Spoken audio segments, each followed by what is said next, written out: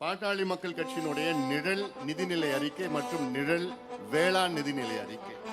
அதுனா கேட்பீங்க, என்னடா நிழல் நிதிநிலை அறிக்கைனா என்ன, நிழல் வேளாண் நிதிநிலை அறிக்கை என்றால் என்ன? அதாவது ஆங்கிலத்தில் shadow agricultural budget, shadow budget. அது என்னது ஷேடோ பட்ஜெட்?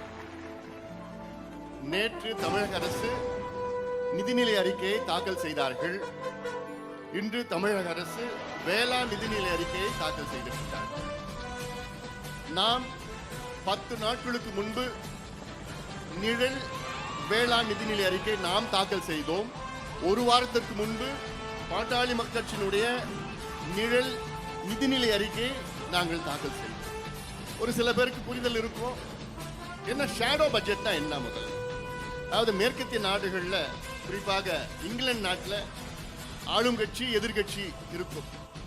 யார் எதிர்கட்சி இருக்கின்றார்களோ அவர்கள் நிழல் அமைச்சரவையை அவர்களுக்குள் உருவாக்குவார்கள், அறிவிப்பார்கள். அதாவது ஷேடோ கேபினெட் என்று சொல்வார்கள். எதிர்கட்சி தலைவர் யாருன்னா ஷேடோ பிரைம் மினிஸ்டர் அங்க அந்த நாட்டில். அதுல எதிர்கட்சியில் ஒரு எம்பி ஷேடோ ஃபைனான்ஸ் மினிஸ்டர், இன்னொரு எம்பி ஷேடோ ஹெல்த் மினிஸ்டர், இன்னொரு எம்பி ஷேடோ என்வாயர்மெண்ட் மினிஸ்டர்னு என்னென்ன அமைச்சர்கள் நிஜமால இருக்கிறாங்களோ அதற்கு நிழல் அமைச்சர்கள் எதிர்கட்சியில நியமனம் அவர்களுக்குள் செய்வார்கள். அப்படிப்பட்ட எதிர்கட்சியில அந்த ஷேடோ கேபினெட் அவங்க ஒரு பட்ஜெட்டை போடுவாங்க தனியா.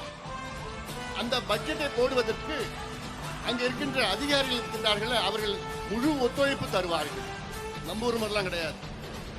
அந்த அதிகாரிகள் அந்த ஷேடோ கேபினெட் ஷேடோ பட்ஜெட்டை போடணும்னா இவங்க அதிகாரிகளை அணுகினார்கள், அதிகாரிகள் அத்தனை விவரங்களும் புள்ளி விவரங்களும் கொடுக்கணும்.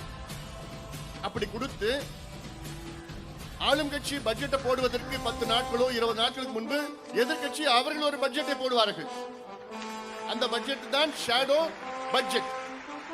அதே போன்றுதான் எங்களுடைய மருத்துவர் ஐயா அவர்கள் இன்று பாட்டாளி மக்கள் கட்சிக்கு முதலாக 2001 21 சட்டமன்ற உறுப்பினர்கள் நமக்கு இருந்தது. அந்த 21 சட்டமன்ற உறுப்பினர்களும் ஐயா அவர்கள், நீதான் shadow chief minister, shadow health minister, shadow finance நிதி அமைச்சர், இப்படி எல்லாம் ஒவ்வொருத்தருக்கும் ஒன்று போட்டு அன்றிலிருந்து இன்று வரை தொடர்ந்து ஆண்டுதோறும் பாட்டாளி மக்கள் கட்சியுடன் நிழல் நிதிநிலை அறிக்கை வெளியிட்டு வருகின்றோம். இந்த ஆண்டு நாங்கள் வெளியிட்டது 23வது நிழல் நிதிநிலை அறிக்கை. 23 ஆண்டு காலம் ஒரு கட்சி நிழல் நிதிநிலை அறிக்கை வெளியிடுவது என்றால் இந்தியாவிலே ஒரே கட்சி, அந்த கட்சி பாட்டாளி மக்கள் கட்சி, நாங்க மட்டும்.